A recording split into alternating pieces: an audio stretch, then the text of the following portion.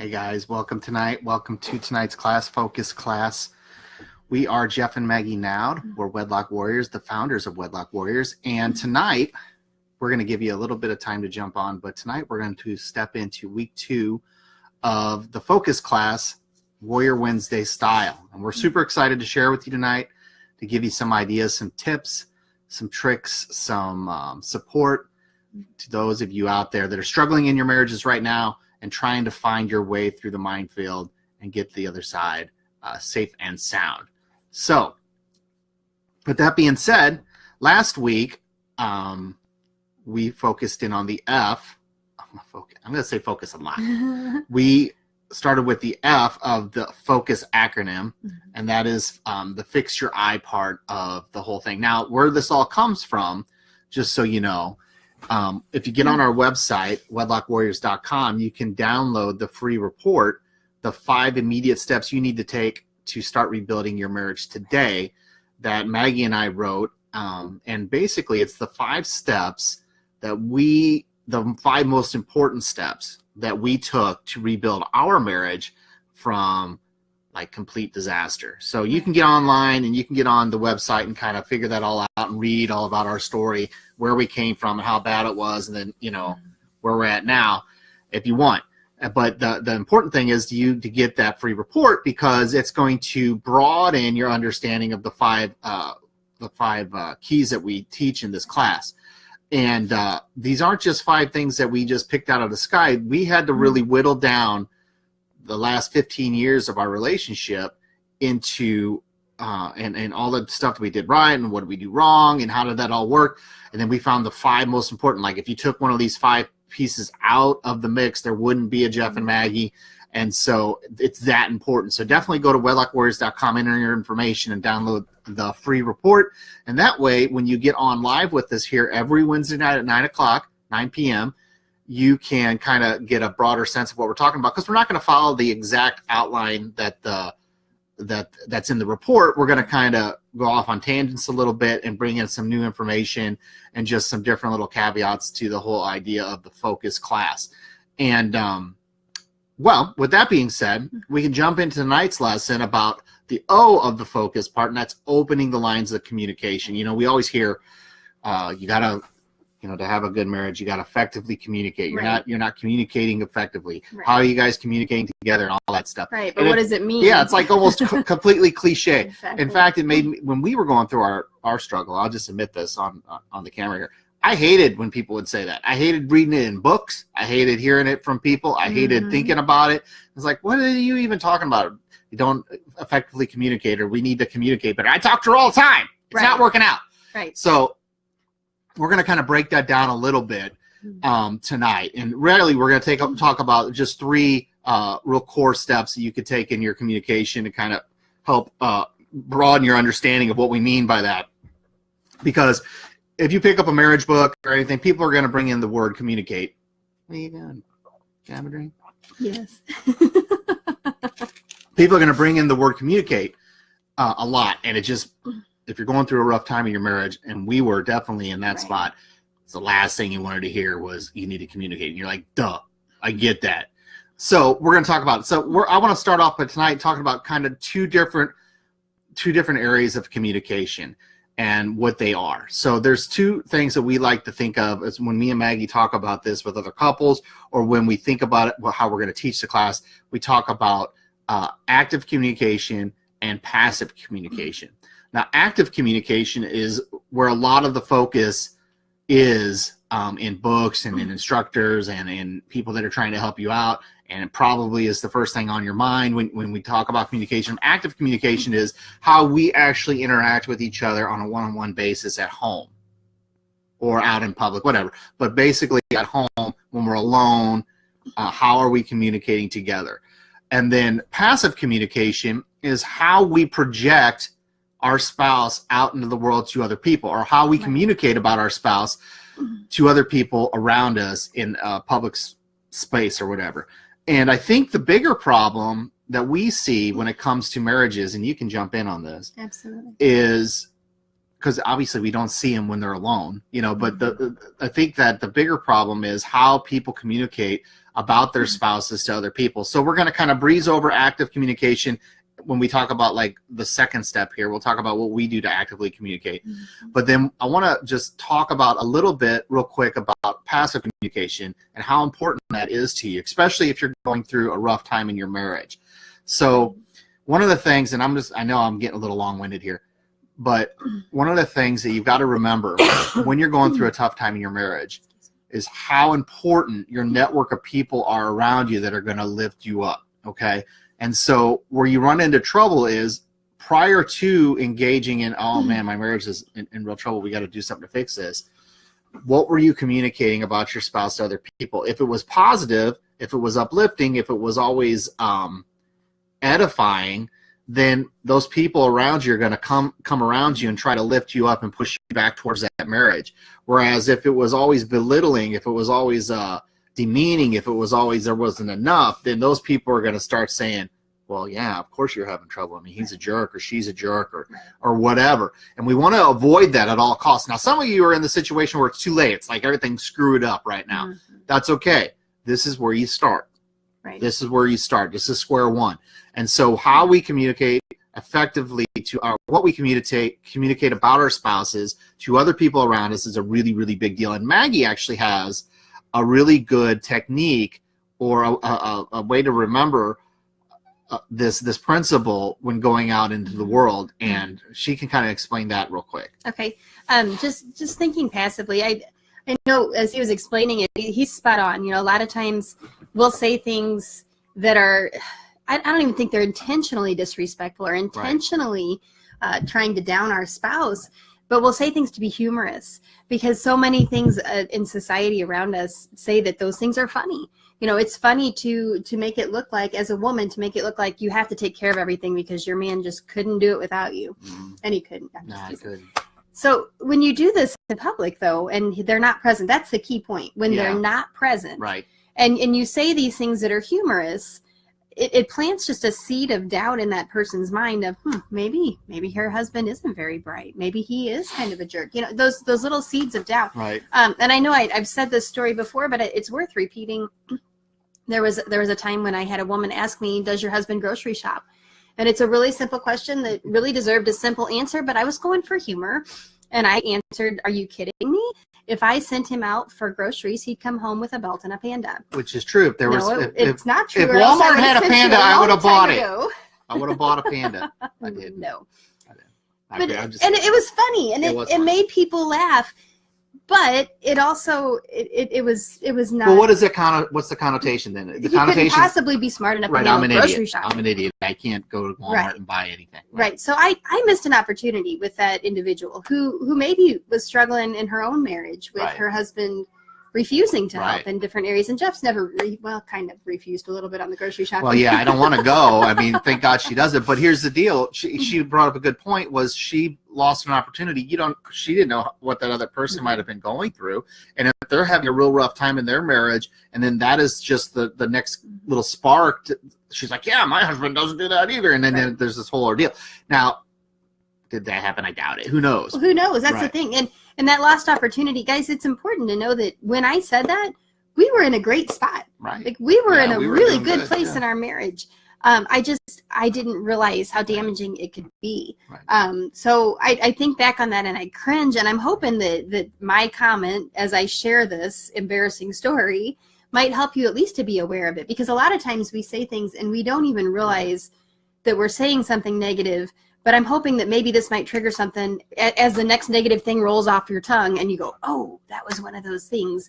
I need to watch that. Well, guys, how often has it been in your life, let's just be honest, when you're out in public eye and you're with people or friends and stuff, and you have that person, that friend or whatever, that doesn't speak well of their spouse, that's always belittling, that's always talking down and not edifying their spouse. I mean, it makes you uncomfortable, doesn't it? I mean, let's be honest. It's like, ooh.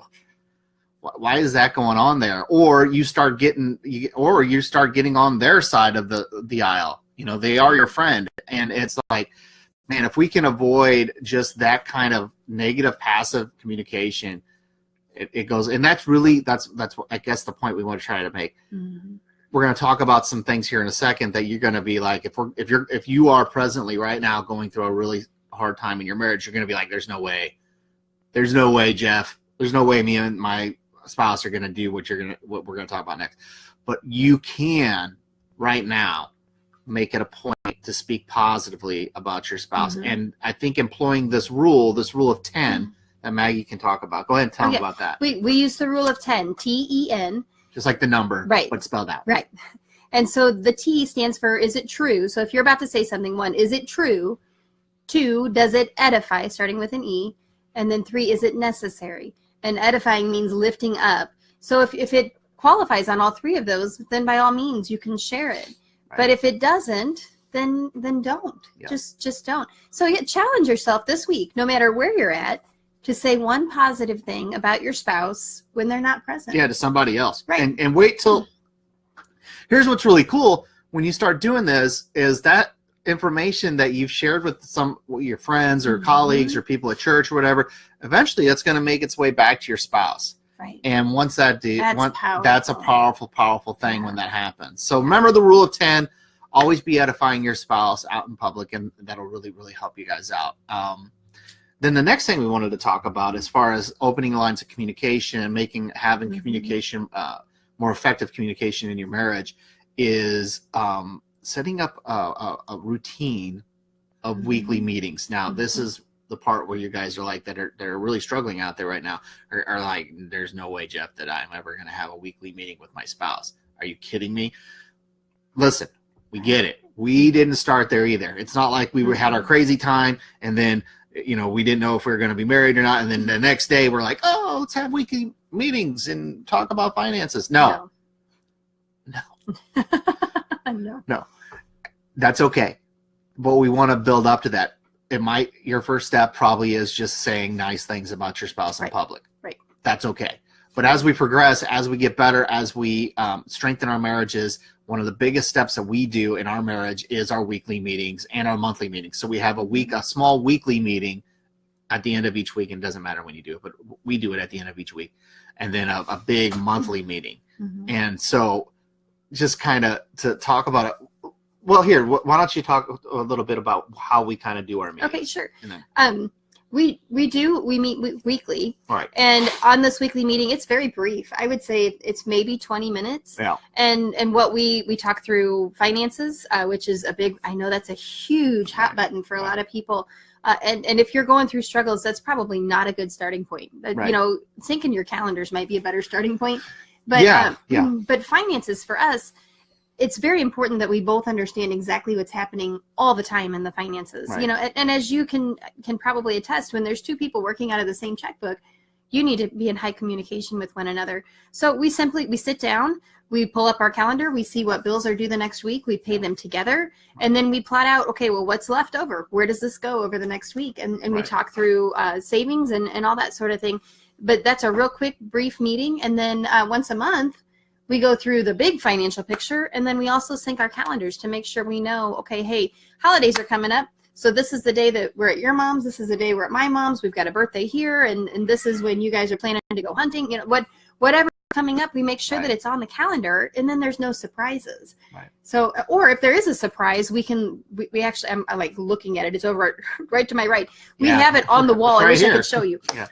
But it's a big dry erase board that we've nailed into the wall, so that we can write on it, and it's visual. We're always looking at it. We know what's happening all the time. We have people come over and they go, "Wow, you take this seriously." Yeah, we take this seriously. Right. Well, because we know where we came from, guys. So we came from a place where, like I said, there should not be Jeff and Maggie by any statistical anomalies you want to check out.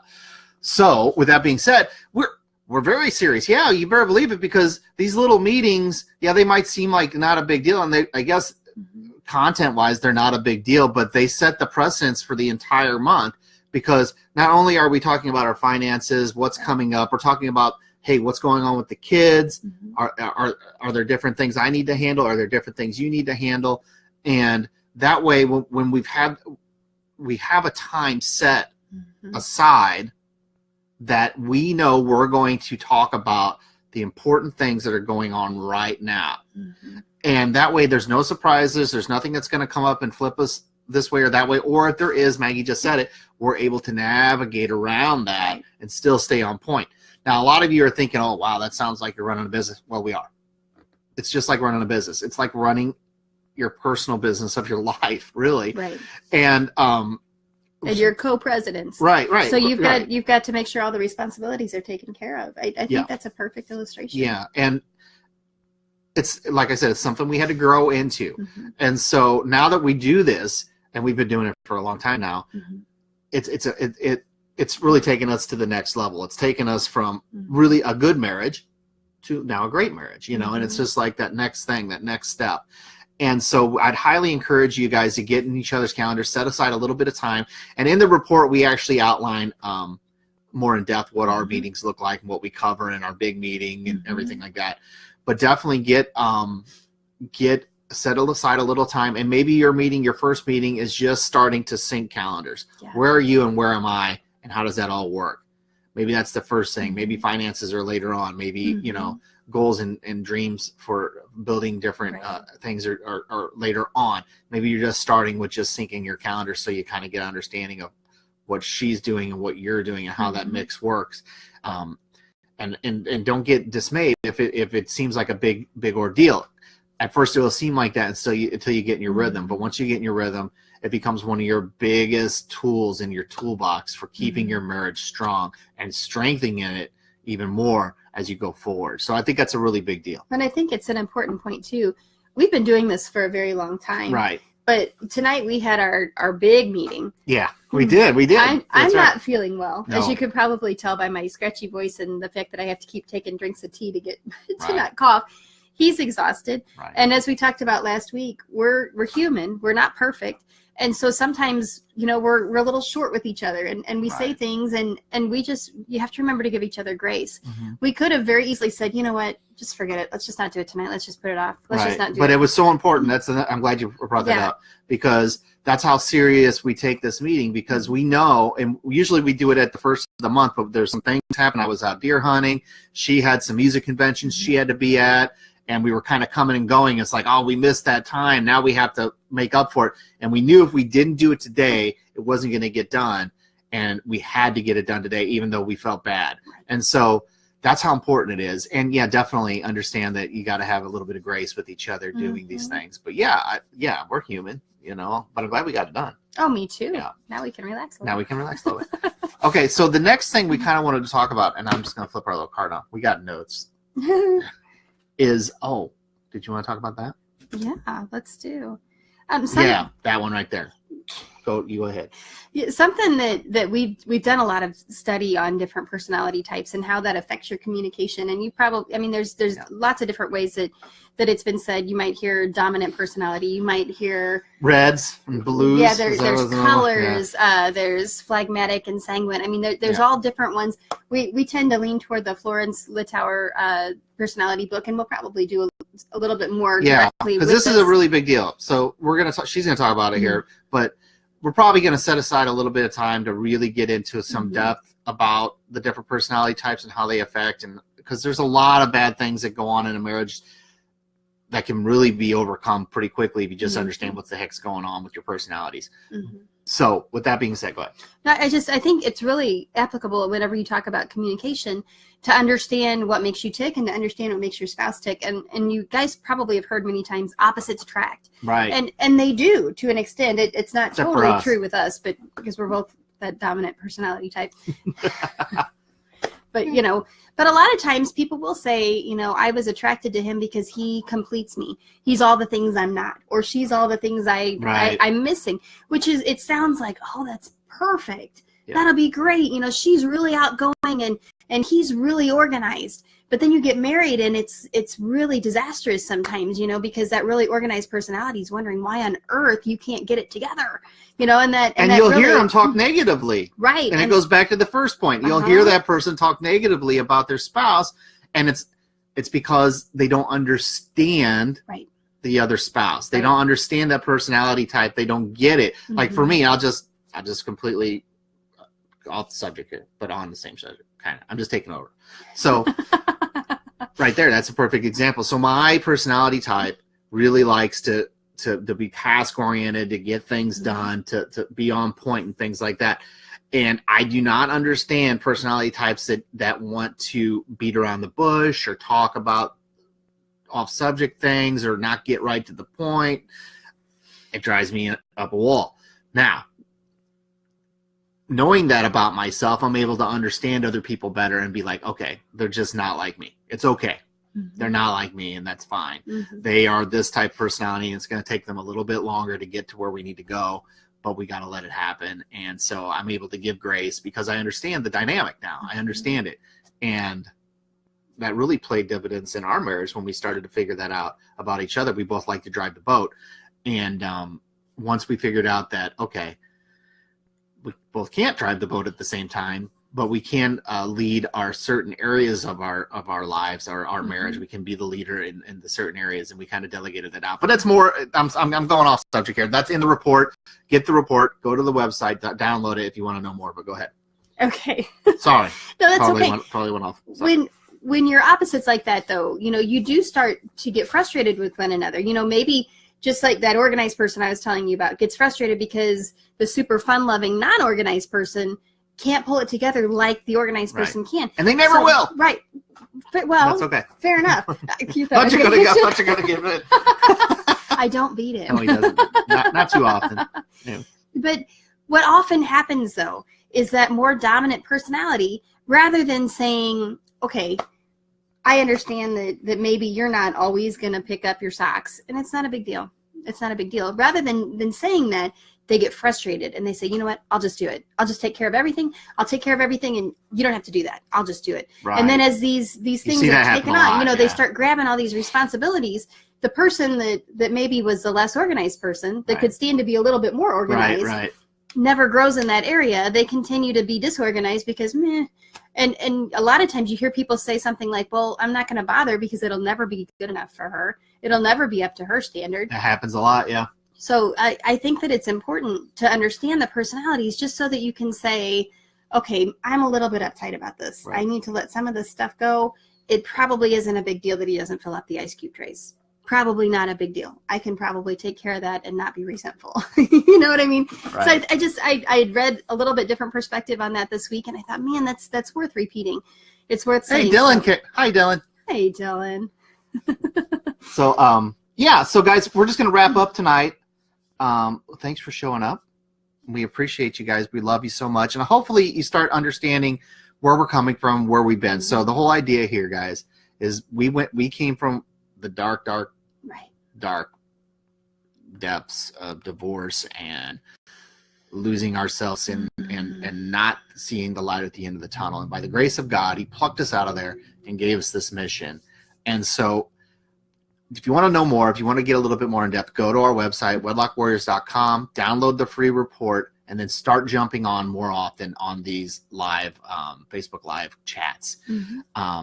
Any questions or anything that we get in the little boxes over here, at the end of the 5-week or 4-week class, we're going to start answering a lot of those questions like on the break week. And so don't think that, or if you want to private message us, that's fine too. Hit us up on Facebook's the best way to get a hold of us, or just jump on to our website and you can email us directly there. Guys, we're Wedlock Warriors. We love you. Real life, real questions, real answers. We'll see you next week. Have a good one.